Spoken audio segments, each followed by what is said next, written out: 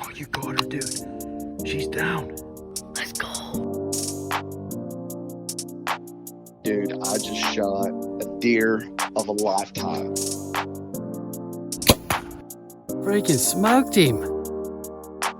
One with nature, and if you're a believer, one with God. Definitely gets your heart pumping. Boy, you are in trouble. Fall Obsession Podcast. All right, guys, welcome back to another Fall Obsession Podcast episode. I'm Sam with Fall Obsession, your Fall Obsession Podcast host. Thank you guys for joining us this week for another episode. Here in recent weeks, we have had some guests on our podcast where we've talked a lot about kind of some fall hunting prep, some summer scouting efforts in various parts of the country with different guests. So if you guys haven't checked out those podcasts yet, I encourage you guys to go do so. However, this week we are taking a break from that topic of discussion, and we have something else that we're going to be talking about with our guest this week. It's his first time on our Fall Obsession Podcast, and that is a very good personal friend of mine, Dustin Jeter. Dustin, welcome to Fall Obsession Podcast. I'm glad to be here. Happy to have you, man. Like I said, this is your first time on the podcast. You and I are no strangers to each other, though. We've known each other for the better half of a decade, and we're both firefighters in neighboring cities, so kind of came up in that world together a little bit. But I'm going to give you a chance to kind of introduce yourself and steer us toward kind of what we're talking about today, with some tactical shooting and competitive firearm shooting and stuff like that. So. Awesome. Like you said, my name is Dustin Jeter. 29 years old.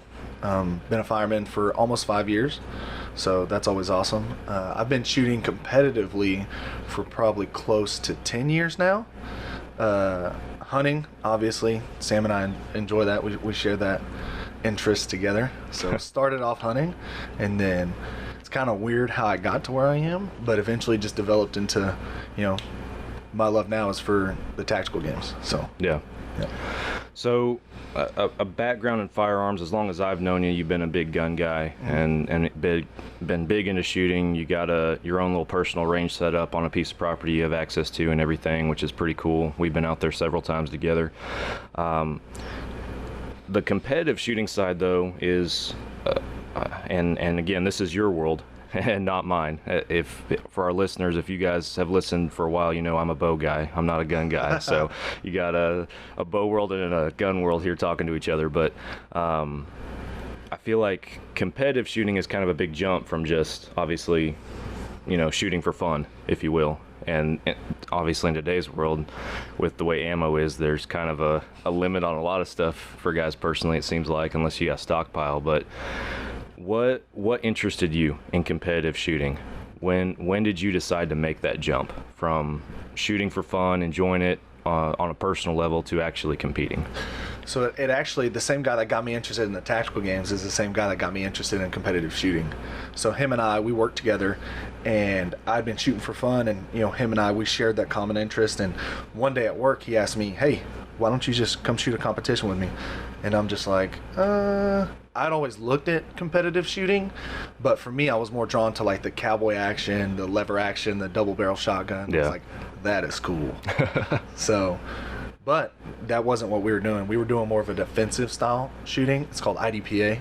And so the first match I ever shot with him, I actually had to borrow a pistol from my father-in-law, and it was a 1911 Colt government national match. It was my wife's grandfather's gun, so that was pretty cool. Yeah. So shot that match, and ever since then I was hooked. It's just the draw of like being the best shooter for accuracy and speed, and like once that buzzer goes off, it's like go time. Sam understands, firemen are usually competitive, so any kind of competitive setting, it gets us going, and that was my biggest draw to it, was the competitiveness of it and pushing myself to be a better shooter. Awesome. Yeah. So how many competitions have you shot at this point? Ooh. That's like me asking you how many times have you hunted. Okay. I don't know. It's a lot. I've shot, I would say probably over 100. Awesome. So it's been fun. Local matches, state matches, things like that. So, Gotcha. So we're gonna, obviously the big one we want to hit today is the tactical games, but give me some highlights going into that, like some competitions that have stood out or been more significant milestones for you building up into the tactical games. Yeah, so for me, the biggest thing, like I said, I got started in IDPA, which is very defensive. You have to be covered. You have to, you have to use a garment to hide your weapon, things like that, right? You have to retain your mags. It's very geared towards like concealed carry, very defensive, like it's obviously in the name, a very defensive style of shooting. So I went from that to wanting to just, they call it gaming, which is USPSA, and it's just wide open, just go as fast as you can. And then eventually started shooting 3-gun. And so all this was, as I was going through and shooting all these different matches, I started to realize where I was falling. I realized 3-gun was too expensive for me. And IDPA wasn't fun enough. It got to a point to where I was just like, this is cool, but I want something different. And so I geared more towards USPSA because it's very focused on accuracy. So where does your accuracy fall? Like, do you tailor towards speed or accuracy, or do you fall like right in the middle? And so to me, that was the closest you could be to from a stock pistol to those guys with $5,000 race guns, right? So for me, I knew I could never afford a $5,000 race gun. So I was like, well, hopefully my physicality will make up for that, and it did for a long time. So from there, just started shooting USPSA, and then just like separate carbine matches, shooting clay matches, and I love shooting every platform of a firearm, really. So, but once I started shooting, it was fun. It just gets to a point to where it's like you still enjoy it, but you want something more. You want to push it farther. Yes. And so that's when the same guy who got me into shooting was like, hey, I just did this thing called the tactical games. You should try it. And I looked it up, and I instantly knew I was going to be hooked. Because it's that next level to competitive shooting that and me, like I said, being a competitive person. Yeah. So it gives me that next drive. Yeah, absolutely. So firearm setups, what kind of stuff are you running? Or again, we're leading into the tactical games here, and we'll get into that next, but talk about in the past kind of what you've run, and then going into setting up for this competition, if you made any kind of adjustments or anything. Okay. So starting out, like I told you, I shot a 1911. I shot that for the better part of a year and a half, and then went and bought my own. Still stayed in that single stack 45 division. That'll probably always be like one of my favorite guns is shooting 45s, just because it's how I started.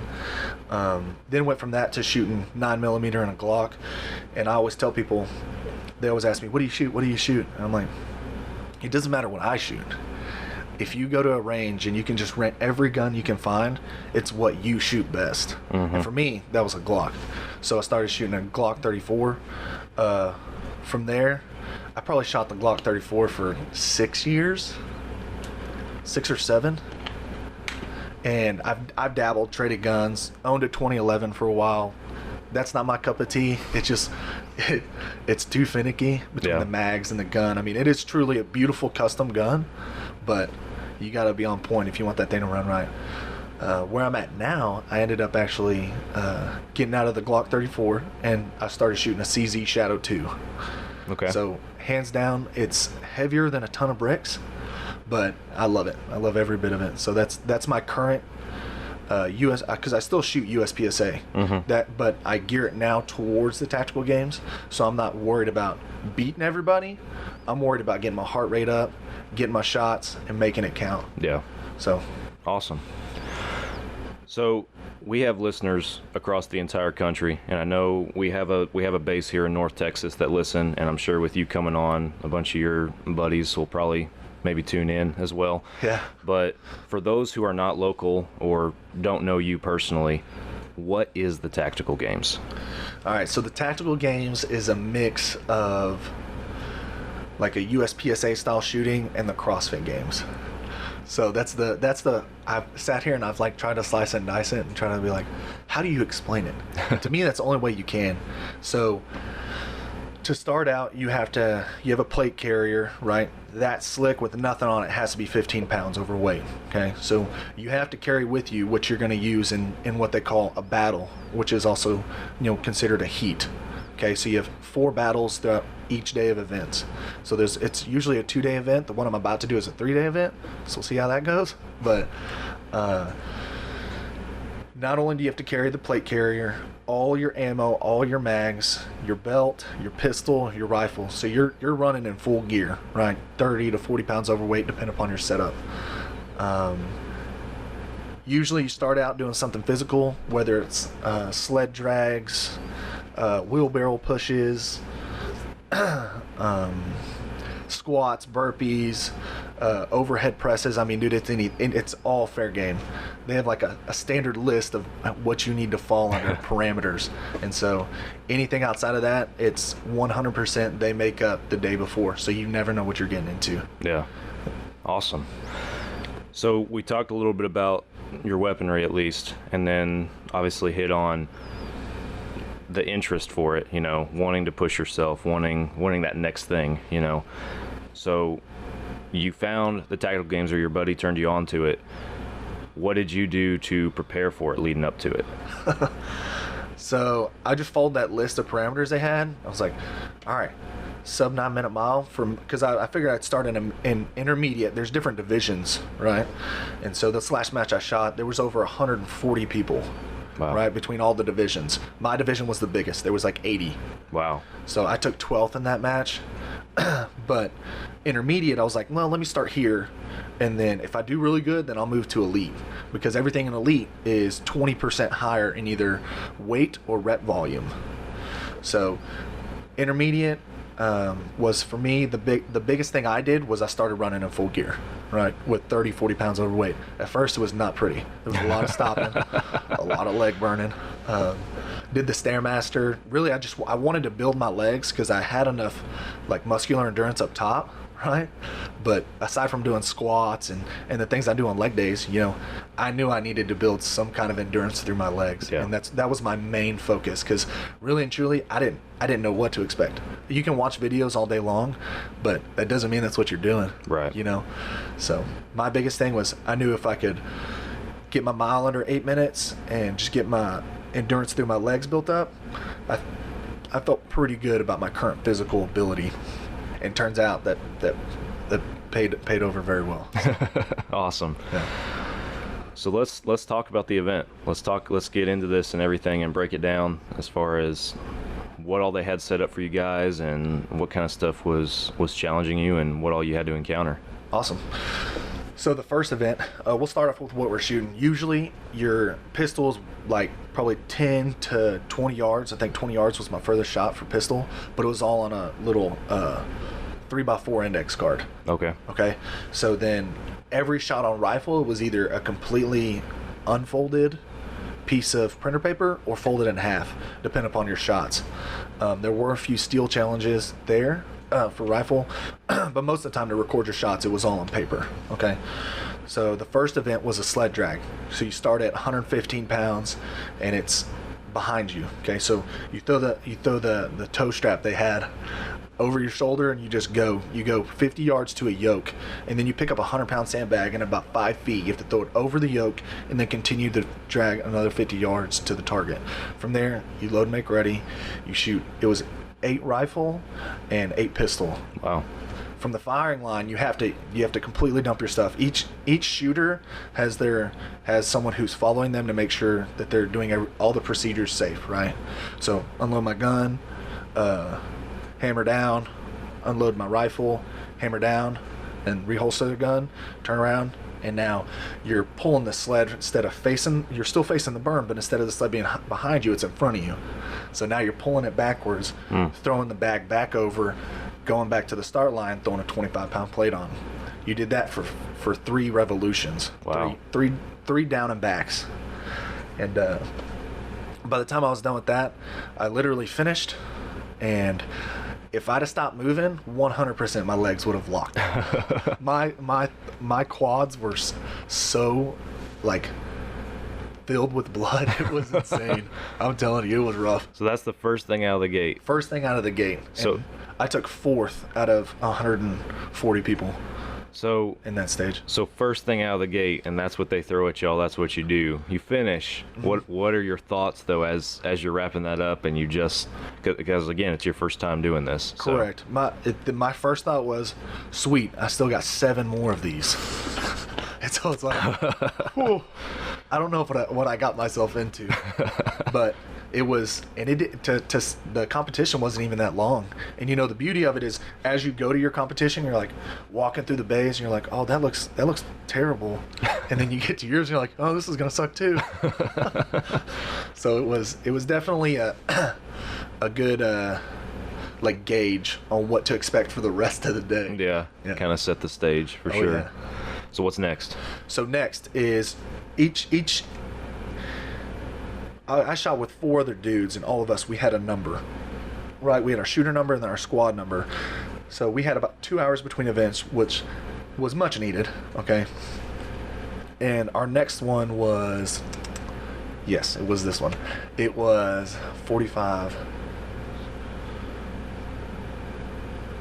It was a 170-pound sled without the steel, just 3 45s, and then the wheel was a 45-pound plate, right? Oh, wow. So I'm sitting here thinking, like, I need to get this out of my hands as fast as possible because I'm gonna book it with the sled, and then from the sled it's about 75 yards. You come around one berm, you come to the next shooting bay, you go all the way down to the end of the shooting bay, about 15 yards from the targets.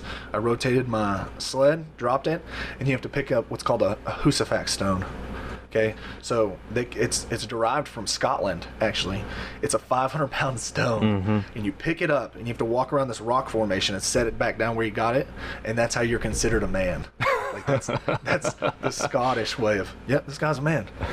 So it's modeled after that. Thank God it was only 150 pounds instead of 500, because it wouldn't have been good. So you pick that up, you come walk to the end of the pistol bay, which, like I said, was about 75 yards. Turn around, go back, set it down, and then you shoot your pistol. And at that point, you pick your wheelbarrow back up, come all the way back to where you started in the other shooting bay, and that's where you shoot your rifle. And so each time that you got on the ground to shoot your rifle from prone, you shot strong side, weak side, strong side, weak side. And the pistol never changed. You can shoot both hands, right? So that was a total of 4 laps there and back. Gotcha. Yep. So how much time in between events, or what's the transition from one to another? Usually, so it was probably 2 to 3 hours between events. Oh, okay. Yeah.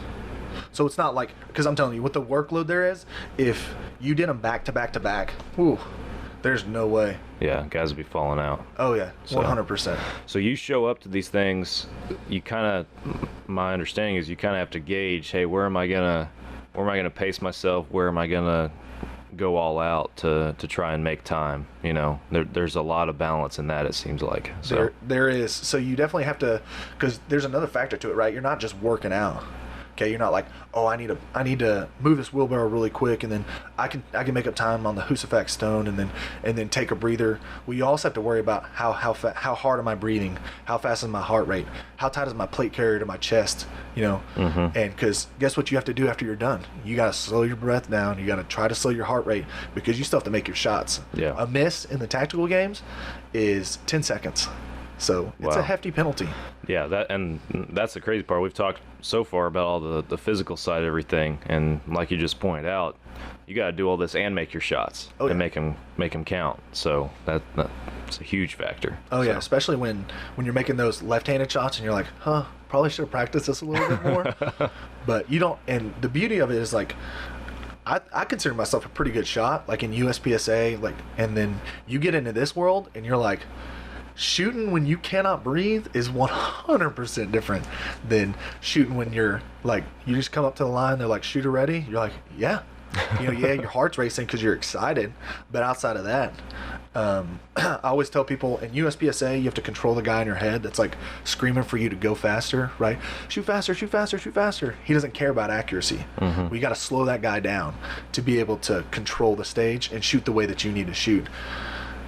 at the tactical games, that guy's not even in my head anymore. I'm just focused on breathing and fundamentals. So that way I know I'm getting my shot because I know I'm not going to go extremely fast. Yeah. So it definitely is a different animal. Yeah, absolutely. So events 1 and 2. Yes. Where are we going now? So event 3 was they're trying to incorporate more of like a USPSA or like a 3-gun, like a fast shooting stage, and it was called Get to the Van. Okay, so it was very much like a 3-gun style shooting, and for people that don't know, it's 3-gun is basically 2 anywhere. That's the rule, right? Full size silhouette, just like you and me, about as wide, about as tall, and it's just 1-2, just as quick as you can get it. It doesn't matter where it hits, it's neutralized. So it was, you come to the shooting line at about 30 yards, there's 8-inch gongs, right? I draw my pistol, shoot, bing, shoot the next one, and I was fully committed, right? I knew I had that shot, and I go to jump off the line, and I didn't hear the ding, and I'm like, are you kidding me? So I have to step back, take another shot, and from there you come to the right, and there's an array of cardboard to the right, and it's like a shoot house, almost like just walls, right? So you come through, and each window gives you a target that presents to you, so you shoot it as you see it. Then from there you move forward out of the shoot house, and then you go to the left side, go to the right side, engage all the targets. Then before, there's a van, there's literally like an old Astro van with the seats knocked out of it at the end of the shooting bay, and you're shooting pistol up to this point. Then you unload your mag, and you have one shot to shoot one-handed at a 4-inch plate that's 10 yards away. Boom, I hit it. So you lose 30 seconds. So it was like a advantage plate, is what we called it. Gotcha. So from there, you get in this van. I swear to you, it's 4 foot high.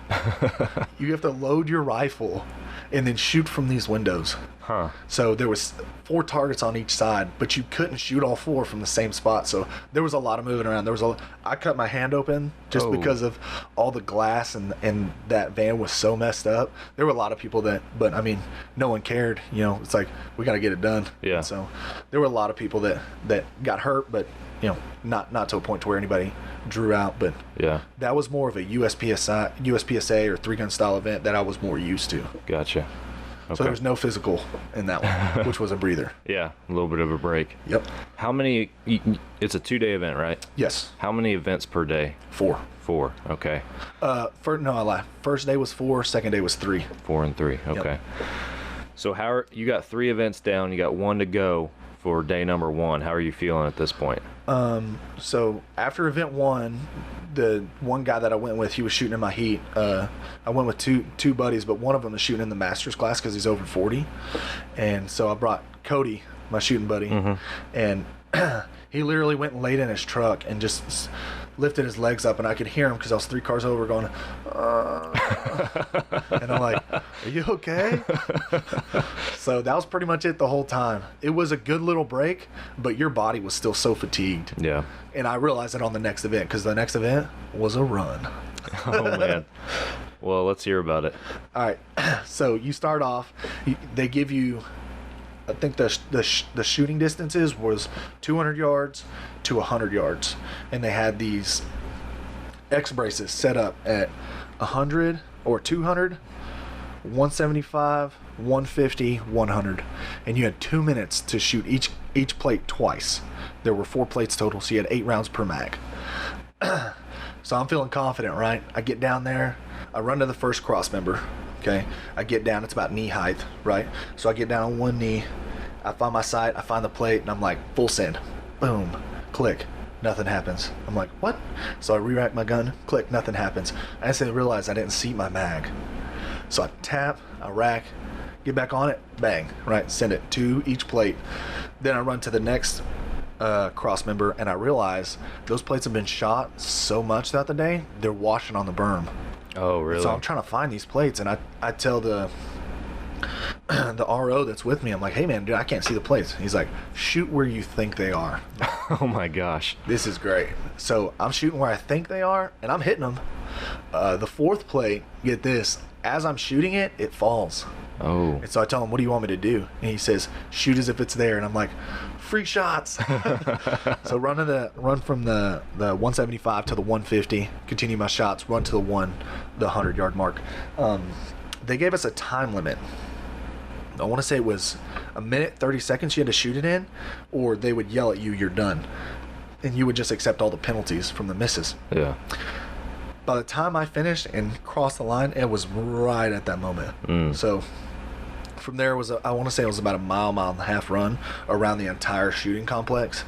And that's when I instantly realized like how truly fatigued my legs were. Yeah. Because I got my mile time to around 7:24, like dry, and then right around 8 minutes with full kit. And 8 minutes in full kit wasn't happening. I just kept telling myself, 1 foot in front of the other, 1 foot in front of the other, long strides, long strides, long strides. Because I'm telling you, man, I wanted to stop running so bad. Yeah.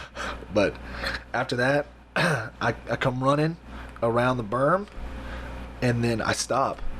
And I'm like, whew, because I thought time ended there. And my wife's like, "You have to touch the table." And I'm like, oh no. So I started running again. So it was probably a 5-second little thing, but no big deal. Yeah. So that concludes The day. Day one. Day one. Okay. So getting back out there for day 2, how hard was that? Ooh. It was, so I knew, especially after the event, I was like, I have to take an ice bath.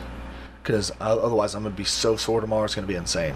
So that's exactly what I did. Went and bought some ice, threw it in a tub, filled it up, took a deep breath, and just sat in there. I mean, it was terrible. I love cold showers, but not that cold. Yeah. And so doing that, I think, really helped stop the buildup of lactic acid in my muscles. And so after that, plus foam rolling and stretching, and I had a massage gun, I felt pretty good for day 2. I was sore, don't get me wrong, Yeah. but I wasn't like seized up anywhere. Yeah. So going into day 2, I felt pretty confident. Yeah. You know, in all honesty, the crazy thing is, versus USPSA, is like, I don't know. You don't know how other people are shooting, right? You don't know how other people are doing physically. You can watch them in between your heats, but you don't know. So whereas I could, in USPSA, play mind games with other people to try to get them to shoot at my level, and then I bring it back down and beat them that way, you can't do that in the tactical games. Yeah. It's all you, and you have to gauge whether you go all out and save some in the tank, or you just try to pace yourself. So it's really all on you, and how fast you shoot it and how fast you go, and you will decide your score. Gotcha. So just to clarify too, I know we kind of touched on it briefly at the beginning, but as far as scoring and placing and stuff, you guys are going off of times, and then based on just hits or misses, they're taking or adding time basically to it. Like if you have a miss, they're adding time. Is that what I understand? Yeah, so all your seconds, everything will be converted to seconds, right? Your time of 5 minutes and 58 seconds, right, will be converted to whatever that is in seconds, right? 358, I think it is. And so your misses, say you have 100, or you have 10 misses at 10 seconds, right? So that's 100 seconds. Gotcha. So then that tallies to a score, and everybody's ranked on that score. Gotcha. And so whoever got first place, then it's all converted to percentages. He's 100%, right? Mm-hmm. The next shooter is 99.5%. And so that's how it's ranked. It's all ranked off of everything being converted to seconds and added up for a total score. Gotcha. Okay. So, and you just said you don't know what other guys are doing after day 1, where you're sitting or where anybody else is sitting necessarily. No. Like, my goal was to finish in the top 50%, and Yeah. I didn't think I was going to do that. Really? So, yes. Was anybody falling out or anybody smoking you or anything like that? No. Every event that we had, I finished first on our team, but that's because I made a conscious decision. I'm not letting anybody beat me on my team. There was definitely different styles, that you could see. There was one kid who actually made me push myself even more. Was 17 years old. He had lost 80 pounds to come to this event, right? Wow. Just played Call of Duty all day, and he was like, I'm done with it. And so his family was there, and they were all just extremely awesome. And his mom ended up talking to my wife, and she said his name was Joey, right? They screamed his names 100 times through each event. That's why I know it. And his mom said, he said that he wants to be just like your husband. He said, just compliment me. And I was like, that's pretty cool. Yeah. And so after I heard that, him and I were talking, and I was trying to give him tidbits because he would, this is what you don't want to do, right? He would come out the gate and he'd be beating me, right? But I know from doing CrossFit for a couple years that you got to pace yourself. Yeah. So he would come out the gate strong and heavy, and I'm like, slow down, young buck, because you ain't going to make it. Yeah. Sure enough, drop down, and he would finish usually about third, the middle of the pack. Gotcha. And so that's, yeah. Cool. So day number 2, where do we start? Day number 2, the worst day ever. So we start off, one thing that I did before I did go was I did a skirmish. So it's a half tactical games. It's 4 events in one day. There's no breaks in between. Okay. That's why I'm telling you, it would be miserable. My grip was shot after the 3rd event of the skirmish that I did. Yeah. So I knew going into it, I needed to work on my grip strength. It had helped me through day 1, right? Day 2 was farmer carries at 150, I think it was 150 pounds each hand, to a yoke where you did a sandbag toss over. It was 50 pounds. Then you pick up the farmer carries, go to the shooting line, and shoot. The first one was freehand, right? Just shoot any way you want to, rifle and pistol. The next one was strong hand. Okay. And then the next shooting one was weak hand. Okay. And then again, strong hand, or again, 2 hands. Then you went from the rifle. No, that was on the next event. The rifle was the same thing. Strong, weak, strong, weak. From there, each time that you went to you approached the yoke with the farmer carries, you had to double your sandbag throws. So right, you start off at 1.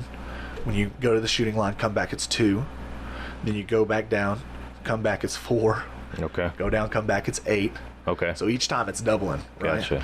And as I'm doing it, I'm throwing it, I realize I cinched my vest down way too tight because I'm trying to breathe, and I'm not about to lift all my stuff up, reset my cummerbund. I'm not doing it.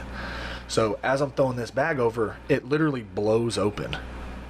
And I'm sitting here like, I look at the guy and I'm like, you want me to keep throwing this thing? Because I will. And he says, hold on a second. So he gets me a new bag. I continue to throw it, and as I'm coming down from my last shooting array, right, coming down, I reach the yoke. We all timed out. 12 minutes. Oh, really? Yeah. There was only 4 dudes that didn't time out on that event. And it was, I'm telling you, it was, every bit of it was terribly rough. Wow. Yeah. I think that was the hardest event that I did. Gotcha. Wow. Okay. So event number 1. And we're at this point. Are you thinking, man, you just said this is the hardest one yet. Are you just thinking that it's going to keep escalating from here? Are you doubting that at all, or? Yeah, it was kind of in a weird situation because, like, my buddy who was shooting the master's class, he shot our first 2 stages last. That sounds terrible to me. So me and Cody, we shot the worst 2 stages for each day first. Okay. So part of me was like, all right, yeah, this is the best case scenario. Yeah. I don't want to be smoked when I get to these. Right. I'd rather just die in the morning, and then progressively everything gets what I would call easier, but I mean, it's not easy. Yeah. Well, no, it makes sense for sure. So what's event number 2, day 2? All right, event number 2 is we're in a 50-yard bay, 50 to 75 yards, and it's a sandbag, okay? It's 70 pounds. So we're facing the berm, right? We're all facing west. And the goal is to take that sandbag and you throw it each time, right? Standing sideways, you throw it till you get to the shooting platform. You go up, you shoot pistol. Like everything, like I said, is on a index card, and then this one was a folded piece of paper for rifle. So you're shooting pistol, and on this one again, you're going primary, 2 hands, primary hand, weak hand. Okay, and then the 4th one I'll tell you when we get to it. Then from rifle, you're shooting standing, kneeling with your butt not touching your foot, to sitting, to prone. Okay. Or no, not to prone. It's the worst. Okay, we'll get there. So you throw facing west. You have to continue to face west, and you throw the other way, right? So you're working each shoulder, you're throwing each bag, and going into it, I'm watching these guys, and I made the conscious decision, I'm going to throw that bag as far as I can every time I touch it. I'm not going to sit here and lollygag and barely chunk this thing. So as I'm throwing this bag, one of the guys was telling me, you throw that thing 10 yards every time you touch it. I said, that's the point. Yeah. So throw down right, shoot my array, throw back. I'm ahead of the pack. Throw back down, shoot my array, throw back, right?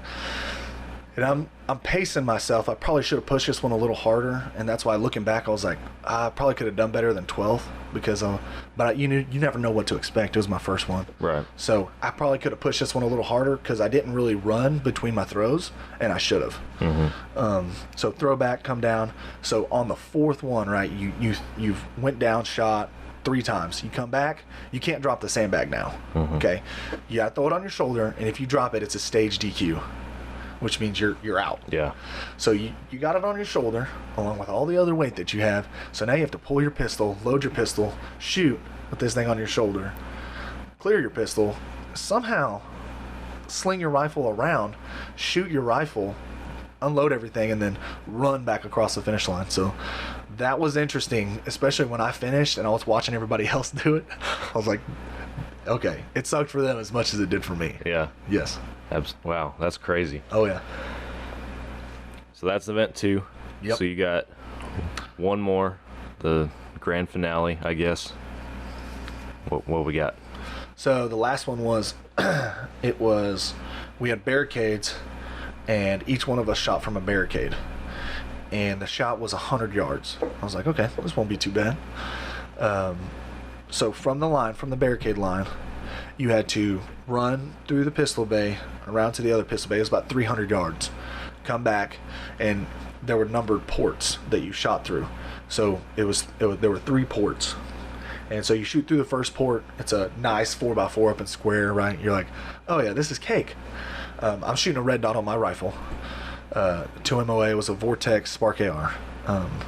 Shout out to Vortex. I love that. Shooting it, and we're shooting a piece of paper, printer paper, right? But that dot covers it up every time. Boom, boom, boom. So I'm like, I hope I'm getting my hits, timing my breathing, shooting. Unload your mag, start running again, right? You do that 3 times, and each time you get to a different port, the port either gets smaller or it gets awkward. So the second port it went from 4x4 to like a 2x2 to like a 1x6, but it was slanted. So you have to, with your plate carrier on, it's already weird shooting rifle. It's something that you have to get acclimated to. And so now you're turning your gun even more and then shooting, and then you have to pick up all your mags and cross the finish line, right? So me and this dude finished at the exact same time. He told me, I'm not letting you beat me. So we'll see. And on this event, at the beginning, I realized I wanted to play mind games on this one because I love doing that. And I was like, hey, are you guys jogging? I was like, it's the last event, it's no big deal. And they're like, yeah, we'll do a light jog. And I'm like, okay, we'll see. So right as the buzzer goes off, I'm like full sprinting. And they don't say it, but you see them like look around, and then they start full sprinting. I'm like, suckers. So it was pretty fun. It was awesome. They hated me after that. A lot of competitive and some banter, it sounds like. Oh yeah, there always is. That's fun. So you wrap it up. Yep. How are we feeling? Like I said, top 50%, I was a happy camper, right? Because for me, my shooting could have been better, my athletic performance could have been better, but for me, the biggest part of this was a gauge to see how I do on the next one, right? Like a template. Yeah. So we waited around for a little bit, obviously drinking plenty of water, and because they tally all the scores themselves, they don't do it usually. Like when you go to a sanctioned match, they'll have like iPads or Amazon Fire tablets, and they're calculating the scores as you're shooting. Yeah. Right? No, they have scores, and everything's wrote down on paper, so they're tallying up all the scores, and we're waiting. So everything comes out. Obviously, I didn't win, which is okay. I knew I wouldn't. But when I saw my name on 12th in my division, I was like, they got these numbers way wrong. I think I was 12th in my division and 26th overall out of everybody. Yeah. So I was extremely happy with my performance. But also at the same time, being the competitive person that I am, I was like, if I'd have just pushed it a little bit harder, you know? So no, it was a great great gauge for me to see where I need to be, especially because at that point from the first battle, I knew I was hooked. So I knew all I was going to do is all my shooting stuff was going to gear me for this point. Yeah. Awesome. So as we kind of transition to wrapping our conversation up, I had a few things I wanted to mention or ask, if you will. And the first thing is expectations versus reality. I think at certain parts in our conversation you've generalized some stuff, but as a whole, this is your first time doing this. So what you thought it was going to be, and like you were talking about what you were doing to prepare for it versus what it ended up being, how do those compare? So I thought it was going to be more bodyweight stuff. I didn't think they were going to be creative and picking up the 100-pound bag and throwing it over a yoke. You know, I didn't know what to expect in that regard. I thought it was going to be more like running, maybe like a barbell that you had to zerker carry right on your forearms and run across a line, overhead carries, wheelbarrows, things like that. But once I got there and I realized how much thought and how much time they spent into all these stages, I was like, my expectation was, you know, like a early inception CrossFit games, right? So things weren't as developed. So the tactical games, I'm pretty sure, is only like 2 or 3 years old. So to them, I mean, they're still early. Yeah. And when I got there and I realized how much thought I went into it, all the sponsors that were there that I didn't know were going to be there, and it was just, and on top of that, the people there are different.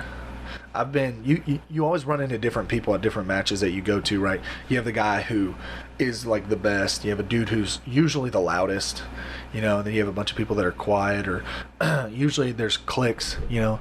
At these events, it's not that way. You can walk up and you can talk to anybody. Everybody's super awesome, super open. Dudes will come up and ask you how you did. Dudes will give you tips and advice on how to do that better next time. And in all honesty, the professionalism there is just insane. And that wasn't even on my expectation list. But once I got there and realized that, I was blown away, reality wise, you know. So expectation was more body weight stuff, a little bit of weights. Reality, a lot of weights, no body weight stuff. Yeah. So that was awesome. Well, that's kind of a good segue into my next question. And you know, you've talked about the event that was the most challenging and everything for you, but not necessarily an event or a task, but what was the most challenging factor of the whole thing for you personally? I'd have to say the pushing yourself, like really getting a gauge, just trying to be able to figure out how hard you have to push it. That's the hardest thing to do. The reason being is because you can give too much or you cannot give enough, and that will directly affect where you place. Yeah. So your physical endurance isn't going to help you win. Your ability to shoot really well isn't going to help you win. You have to have both. And so to find that line, with it being my first one, that was 100% the most challenging thing. Yeah. I think I've got a better gauge on it now after shooting one, but that's to be determined. Yeah. So, flip side, what's your favorite part or factor of the whole thing?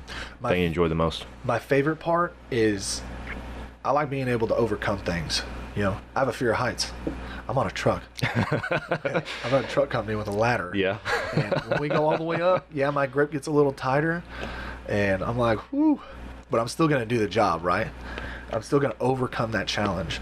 And so for me, that's all it's been. That's been my favorite thing throughout life, right? Is overcoming the challenges as they present themselves, no matter how hard they are. Yeah. And pushing through that pain, especially so at one specific spot on the Husafex carry, I was about to drop it, right?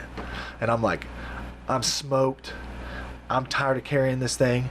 And there's an RO at the end. He's waiting for me to get there, and I'm 20 yards away. And I look at him, I say, tell me I'm being a baby. You know, and I'm being PG-13 here, right? I said, tell me I'm being a sissy. He's like, what? I said, call me a sissy. Tell me I suck.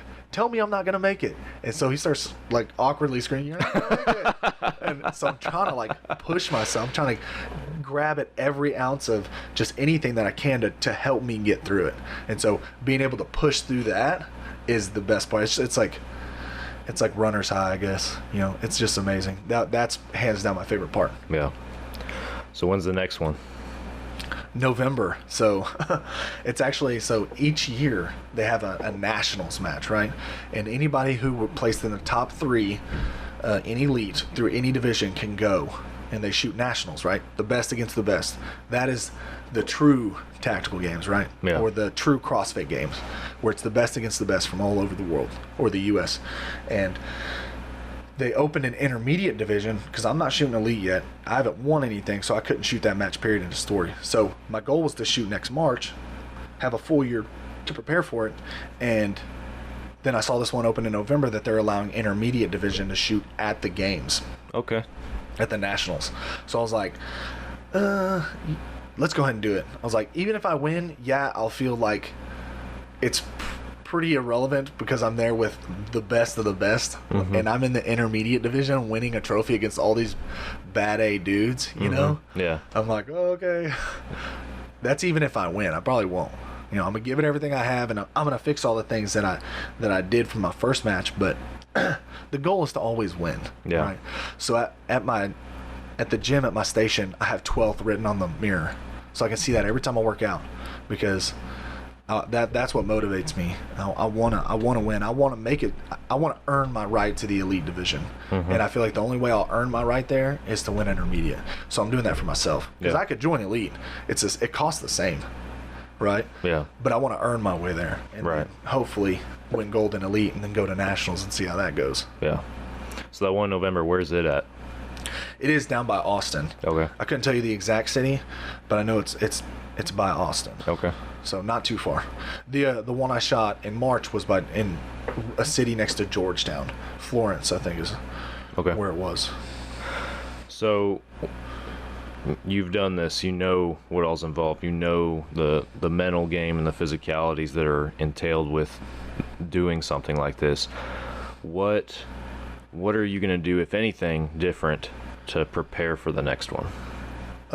So whereas I thought I had a year to get ready, so I started this program. I wanted to get stronger, because I know if I can get stronger, that the 150 pounds that took me 80% of my physical endurance to move, it'll be 60% next time, right? Yeah. So in my mind, build strength, and then probably about 3 months out was going to be my deadline, but I wanted to get about 4 or 5, start working on cardio, running again, get my muscular endurance back up from building strength. Then once this popped up, that kind of punched that in the face. Yeah. And so I've got a little bit of time, so my big thing is just I'm doing both. So work out twice a day, have a rest day once a week, and I'm going from strength training to cardio. Usually I hit the Stairmaster for 30 minutes, and my biggest thing is I need to fatigue my legs and run, because I've realized that running on fresh legs is different than like that first event, or that first day, 100%. fourth event, running on fatigued legs. Yeah. So that's one thing that I'm definitely going to change. But who's to say we're even going to run in this next event? I don't know. You don't know. Nope. So build strength, work on muscular endurance, pray for the best. There you go. Well, buddy, I really appreciate you coming on this week and talking with us about this, because this is not really any kind of content or anything that we've ever had in our podcast, and it's just kind of it's a unique deal that you've gotten to do here and participate in, and you're a motivated individual who's going to keep pushing to do it. So I appreciate you coming on and sharing a story about it and everything with us. Of course, man. I appreciate you having me. Yeah. Before we let it go, we have some questions we ask all first-timers to the podcast in closing, so I'm going to hit you with those real quick. They're not, one of them's kind of centered around the topic of discussion. We're kind of switching gears a little bit back to hunting a little bit with these questions, because we're primarily a hunting podcast. But so the first one that I have for you is, what's your favorite hunting memory and why? Tell us about it. So I have a couple, but I have one in particular that's my favorite, because it's who I'm with, and I guess kind of what we did. Yeah. So I never grew up hunting, never grew up around guns, right? I met my wife when I was 15, Okay, we grew up together, but we started dating when I was 15 because my mom and her mom are best friends. So her dad started taking me hunting once he realized, her and I were pretty serious, and we started shooting together, and that's where truly my love for everything that I do now came from. Yeah. So him and I were hunting one day, and we're sitting in a blind, we're waiting. He's over there sucking the ceiling tiles down, and I'm just sitting there like, just so ready to shoot something, right? Because I'd never killed anything before, and animal-wise, and so I'm getting antsy, and he's like, "Hey, let's just walk and see if we can see anything." So I'm like, "Okay, cool." So we're walking, and I'm shooting a 30-06 that he gave me as a wedding present. Wow. And so we walk through the bottom of a creek, and we come out the top, and I don't see anything, and he stops me. He says, "Shh," and I'm like, "What?" And he shows me there's a buck, and he's sitting about 300 yards away, and I'm like, "Whoo-wee, it's my moment, baby."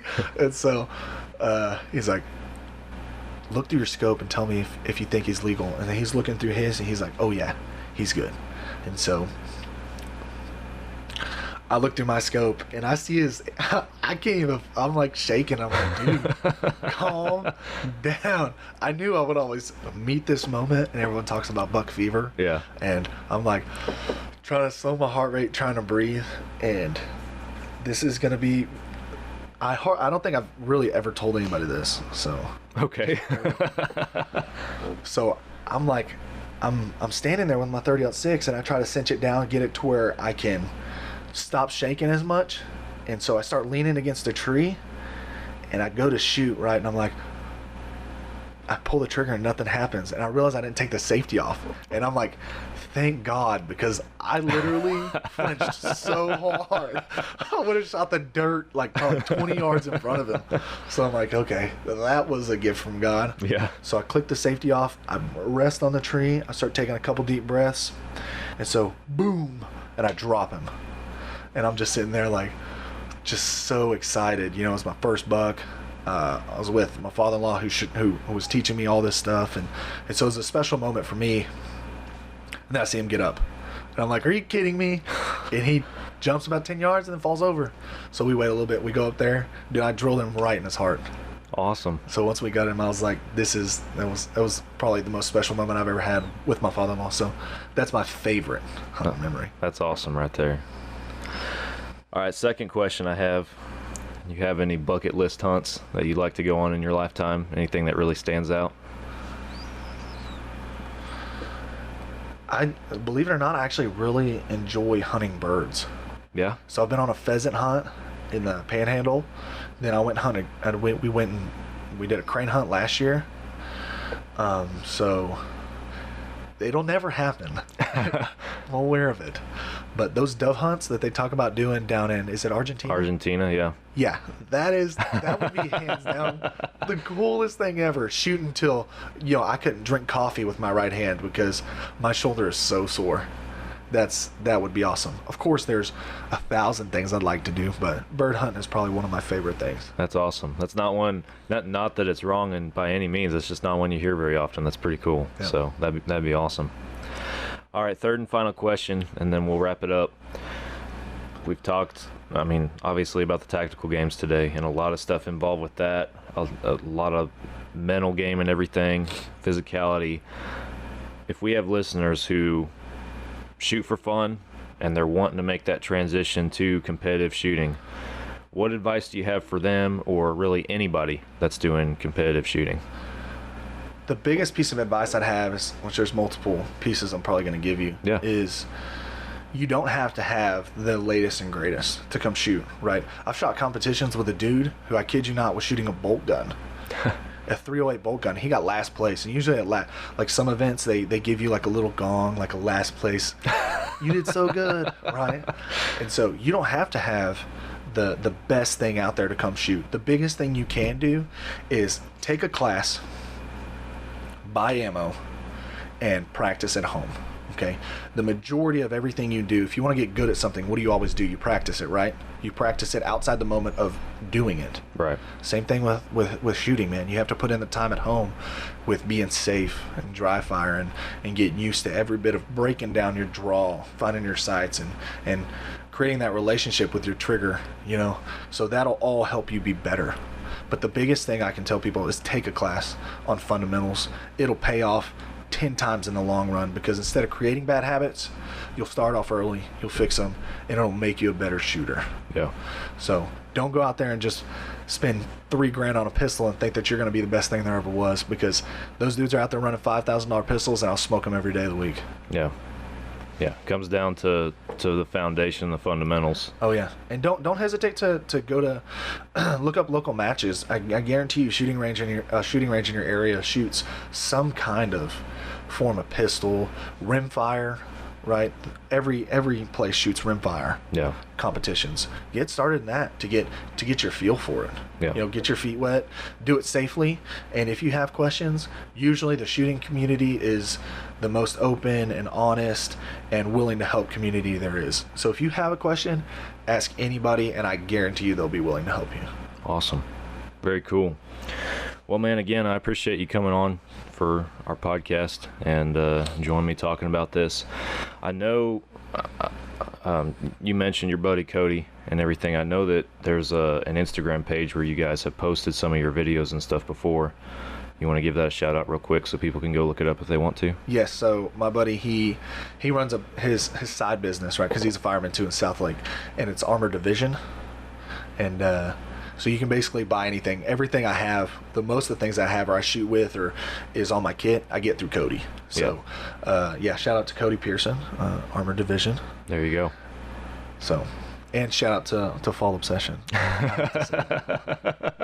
Thank you. You're welcome. Yeah, guys, go check out Armor Division. They got an Instagram page, and Cody and Dustin have posted some of their videos, especially some from the tactical games on there, so you guys can go follow them and check out Cody's site as well. Armor Division. Is it armordivision.com? Is that all it is, or? I believe so. Yes. Okay. Go check that out, guys. And if you haven't already, hit that follow and subscribe button on whatever podcast app you guys are listening on. We are on all major podcast platforms, YouTube, and our website, fallobsession.com. That website is our hub. That's where you can find all of our content, video series, wild game recipes, educational articles, product reviews. We got it all on there, including our podcast. So go check us out. Follow us on social media, Facebook, Instagram, Twitter. Subscribe to our YouTube. We're putting out new video content every week related to hunting and the outdoors. Again, we're normally a hunting podcast and a hunting media production company is what we are, but every once in a while we take a little break and talk about some stuff that's not normally up our normal alley of content. So it's been a good discussion here today. So appreciate it, Dustin. Thanks for coming on, man. Thank y'all, man. It was awesome. All right, guys. We'll catch you guys again next week for another Fall Obsession podcast episode.